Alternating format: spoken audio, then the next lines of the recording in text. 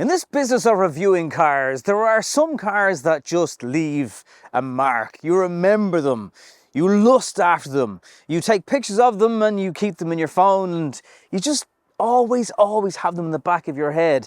The Alpine A110 is one of those cars. I first reviewed it back, I think, in 2021. In fact, myself and Bob Flabbin did a Golf GTI Club Sport versus one of these videos. And now it's been ever so slightly tweaked for 2025. And it's still glorious.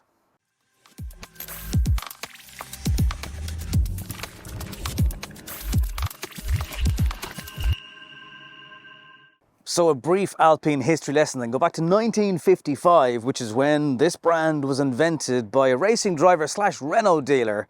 And here we are all these years later. Now, they kind of lost their way in the 90s and early noughties. And then in 2017, they announced they were bringing this back. And this car is actually what's potentially paving the way for the electrification of Alpine, because we've just had the A290 on the channel, and there's also an electric SUV coming down the tracks from the brand. But this has a petrol engine, make no mistake. It's in the middle of the car. It has 250 brake horsepower. There are other variants of the car with a little bit less weight, more power, over 300 brake horsepower if you want. To be honest with you, the car in some specs barely weighs 1,000 kilos. So 250 brake horsepower is more than enough. Having owned things like a Mazda MX-5 in the past and currently a 997, 911, I feel reasonably qualified to review a car like this. In some ways it reminds me of the MX-5 and how it drives. In some of the proportions it reminds me of the 911. Just take the vent over the rear engine and just below the glass windscreen at the back, and in some ways the shoulder line of the car. It also reminds me of an Aston Martin, of course, around the side. You've got 320mm Brembos. They're not drilled, but plenty of stopping power there. The Alpine two-tone wheels, not something you want to curb. Wrapped in Michelin tyres. Of course, Michelin sometimes make specific tyres for Alpine models. We saw that on the A290 also. And then you have this really low roofline, French flag on the side to be proud of. You'll feel heat coming out of the side here with the vents. A little bit of a flared arch over the rear, and then the actual rear, which is pretty stunning.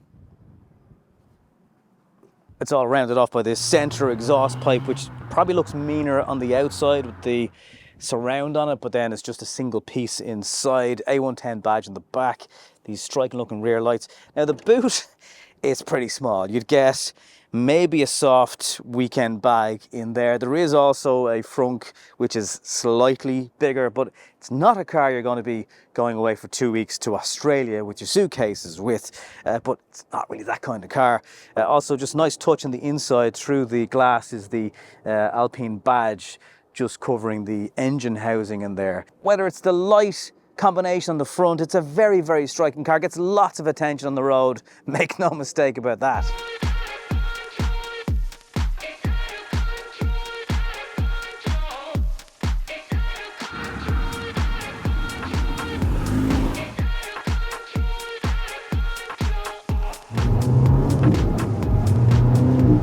Double wishbone suspension then, and if it's a car you're going to want to tuck away when you're not using it, it's almost 1800mm wide. If you're wondering, will it fit into a lockup or a garage or whatever else.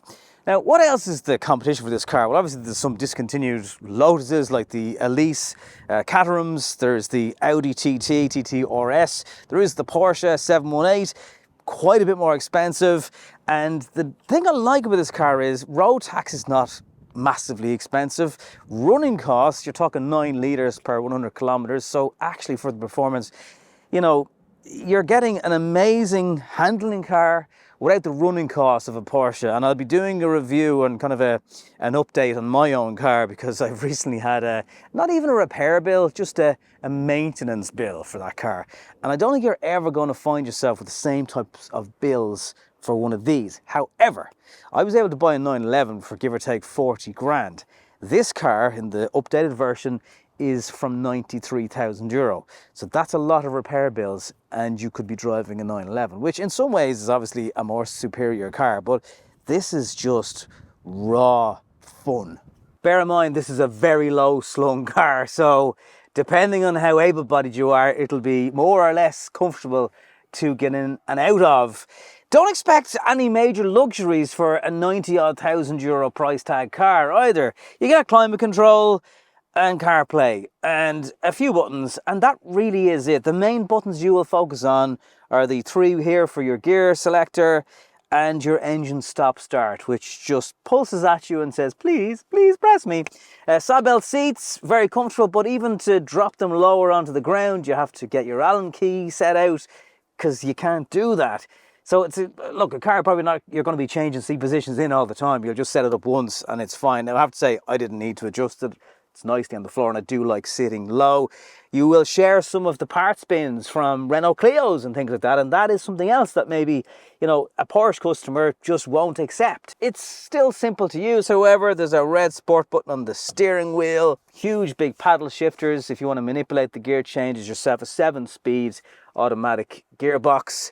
And the materials here and the dash and stuff are kind of just plonked on bits of leather. So in maybe an Italian sports car kind of way, in a French sports car kind of way, you have to accept, you know, scratchy plastic here, an air vent that doesn't actually move, you're not getting blind spot, but all those things are not really the point of this car. Don't also expect luxuries like a wireless car charger.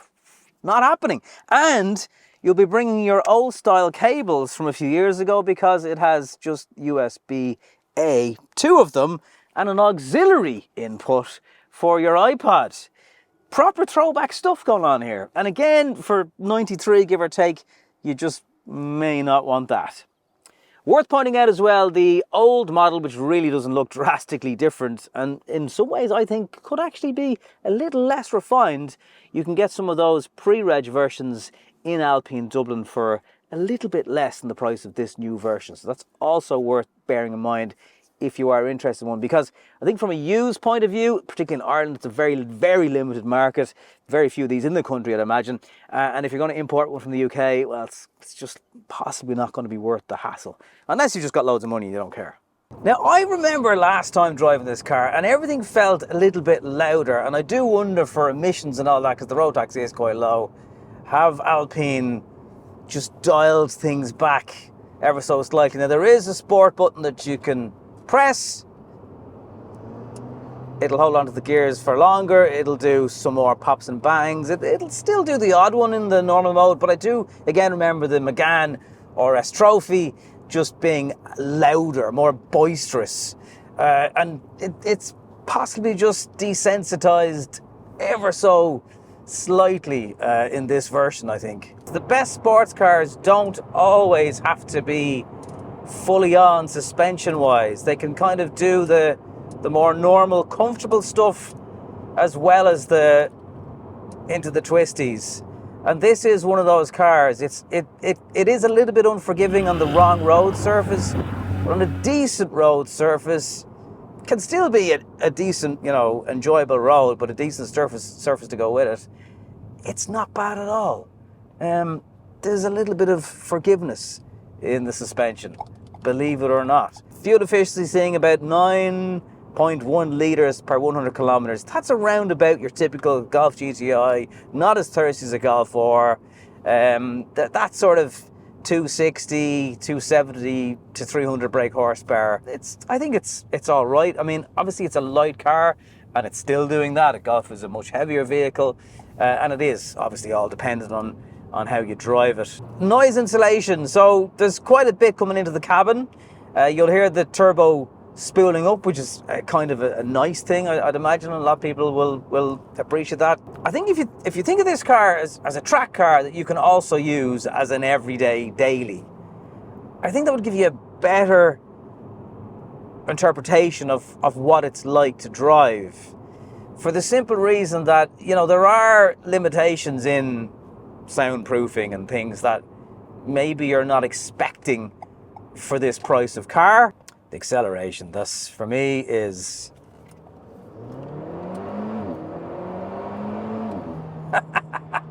there's a lovely whoosh off that turbo. You can hear the exhaust popping away. The car has also seemed to have escaped a lot of GSR2 settings. So there's no speed sign in the instruments. It doesn't beep at you at all to say you're breaking a speed limit. That bit doesn't annoy me as much. There's no blind spot, but I actually would like a speed sign in the instruments, because it is the type of car that, let's be honest, you'll be able to get yourself into stupid speeds very, very quickly. It's a car that, you know, is barely 4 seconds to 60. So there's a lot of responsibility and restraint required in a car like this to not misbehave, I suppose. It's just gloriously quick, so good in corners. It just hugs the road. The grip from those Michelin tires is immense. It's like an MX-5 on steroids, I suppose, in terms of the power delivery, because MX-5s just don't need that much power. You could argue this car doesn't need quite as much either. I'm sure it would be just as much fun, but maybe 200 brake horsepower. But look, who's complaining? Now, from a parking and maneuvering point of view, you get front and rear parking sensors, but no cameras. So you want to be careful of your very low slung spoilers, and on the front as well. I have used the paddles from time to time. Again, a lot of automatic gearboxes, you just don't bother. If you don't go near them after maybe 20-30 seconds, it will revert back to normal automatic mode.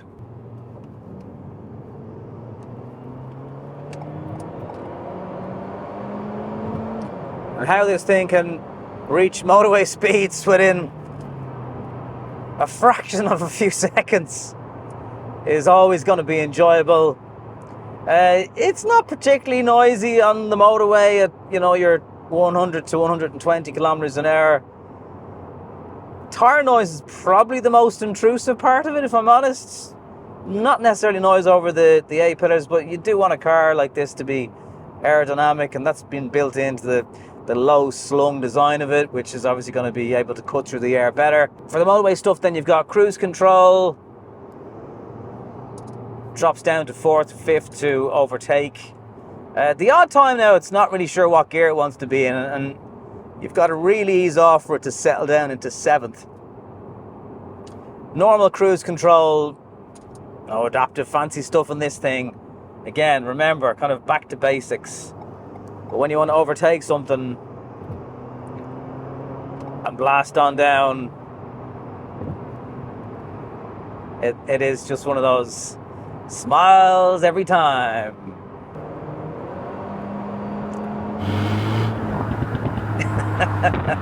Are we sure cars like this are really the biggest polluters? Cars that maybe people took away for a Sunday spin. Why can't we, as petrol car lovers, still have something? I mean, we can if we buy them now, but how long are they going to be around for? It's a shame.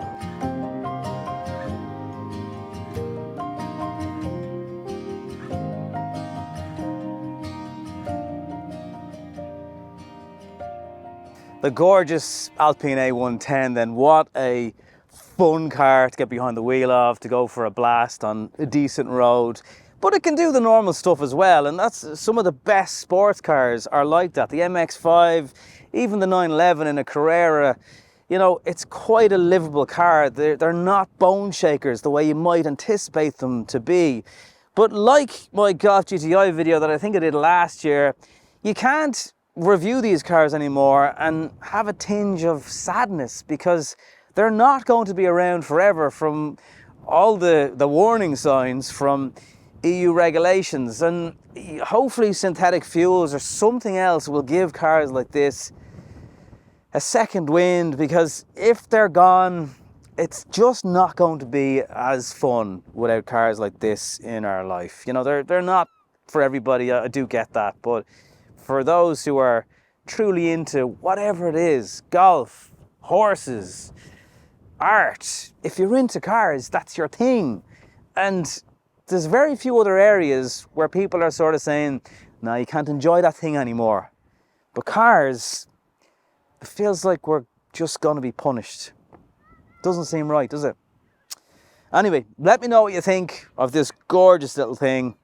And thank you so much for watching, maybe watching the ads, subscribing, all the rest. It really does truly help on the channel. And I very much appreciate it. So I'll see you next time.